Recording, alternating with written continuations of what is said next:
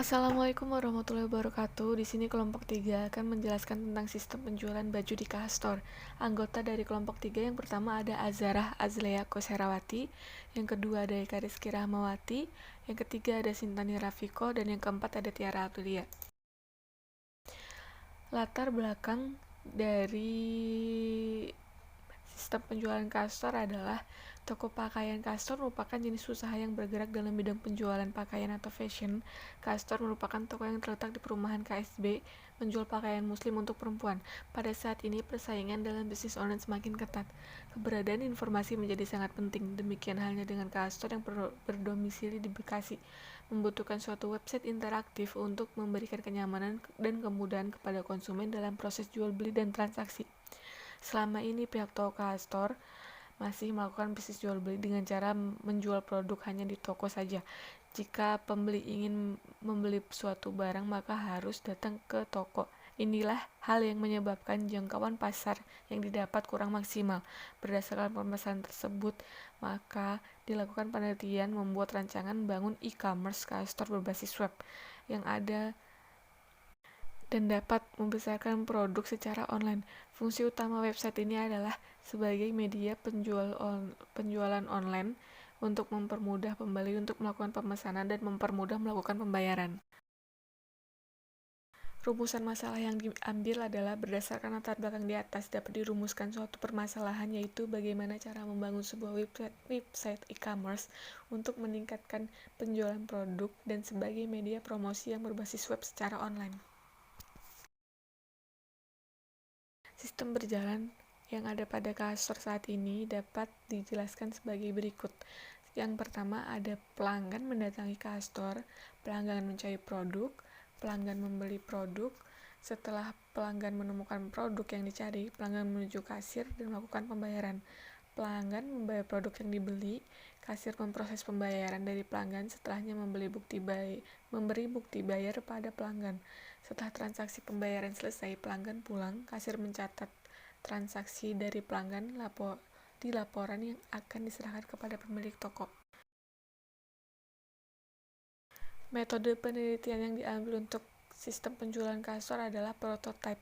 Dalam pengembangan dan perancangan website ini menggunakan metode penelitian prototype. Sistem prototype memperbolehkan pengguna untuk mengetahui bagaimana sistem berjalan dengan baik. Penggunaan metode prototyping di dalam penelitian ini bertujuan agar peneliti dapat gambaran aplikasi yang akan dibangun melalui tahap pembangunan aplikasi prototype terlebih dahulu akan dievaluasi oleh user. Selanjutnya ada use case sistem berjalan dari sisi admin. Admin dapat mengupdate produk, admin dapat mengelola data, admin dapat mengelola stok barang, admin dapat mengelola transaksi dan membuat laporan. Admin juga bisa login maupun logout. Dari sisi user dapat melihat beranda, user dapat memilih barang pada beranda, user dapat memilih produk, user dapat memesan produk, user dapat melakukan transaksi. Selanjutnya di sini ada activity diagram sistem berjalan. Di sini ada 3 aktor, yaitu customer, kasir, dan pemilik toko. Pertama, customer mendatangi ke Kastor lalu memilih produk. Setelah produk dipilih, customer membeli produk. Setelah itu membayar ke kasir dan kasir memproses transaksi pembelian. Setelah itu, customer melakukan transaksi dan kasir mencetak struk. Setelah itu, kasir membuat laporan penjualan lalu memberikannya kepada pemilik toko dan pemilik toko menerima laporan penjualan.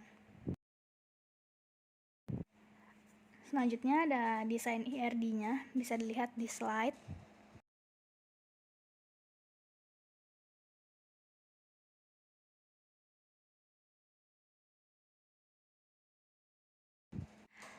Selanjutnya ada desain LRS-nya.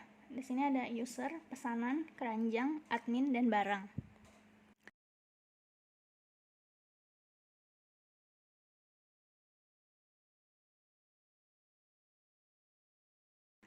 Lalu di sini ada rancangan database-nya.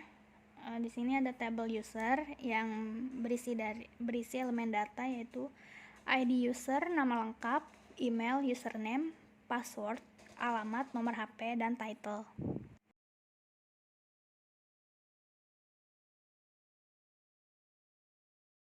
Selanjutnya ada tabel barang, yaitu ada ID barang, deskripsi, harga, stok, created, nama image, tipe image, dan size image.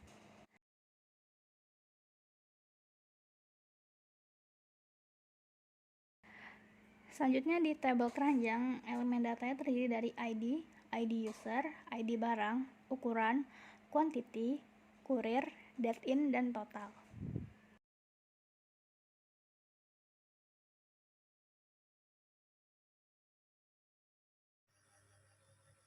Selanjutnya, pada tabel pesanan terdiri dari ID, ID user, ID barang, ukuran, quantity, kurir, date in, dan total.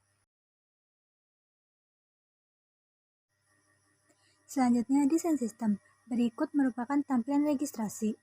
Saat registrasi atau daftar akun, pengguna harus mengisi data diri berupa nama lengkap, email, nomor HP, dan alamat.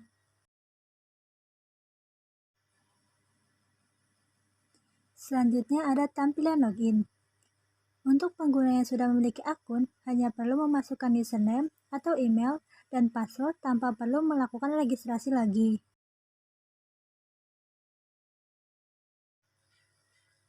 Selanjutnya, berikut tampilan menu admin pada web Kahastor. Selanjutnya ada tampilan halaman barang untuk admin. Di sini, admin dapat memantau, menambahkan, mengurangi, dan menghapus stok barang atau produk.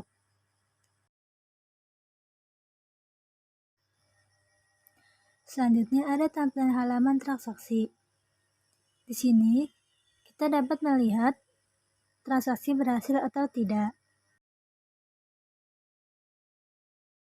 Berikut halaman user pada tampilan halaman admin yang berisi nama-nama user yang telah registrasi pada web Kahastor.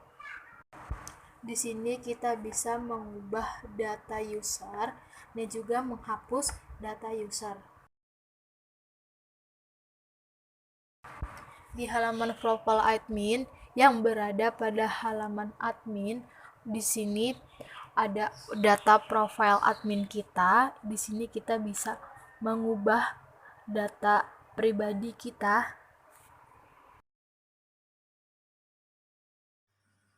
Selanjutnya, berikut tampilan halaman menu user pada web Kahastor.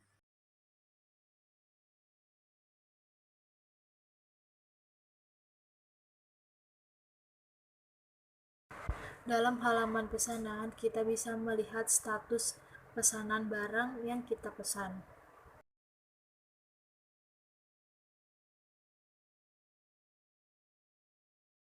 Berikut halaman profile user pada tampilan user yang berisi data pribadi user, dan di sini kita bisa mengubah data-data kita atau edit.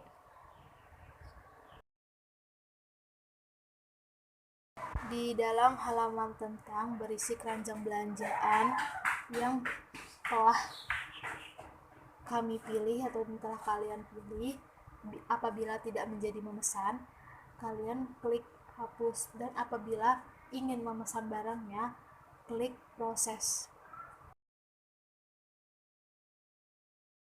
Dan halaman pembayaran ini, customer bisa melakukan pembayaran melalui Bank Mandiri, rekening atas nama admin sendiri, dan bila sudah melakukan pembayaran, bisa mengkonfirmasikan pembayarannya melalui WA atau Line yang ada di tampilan berikut.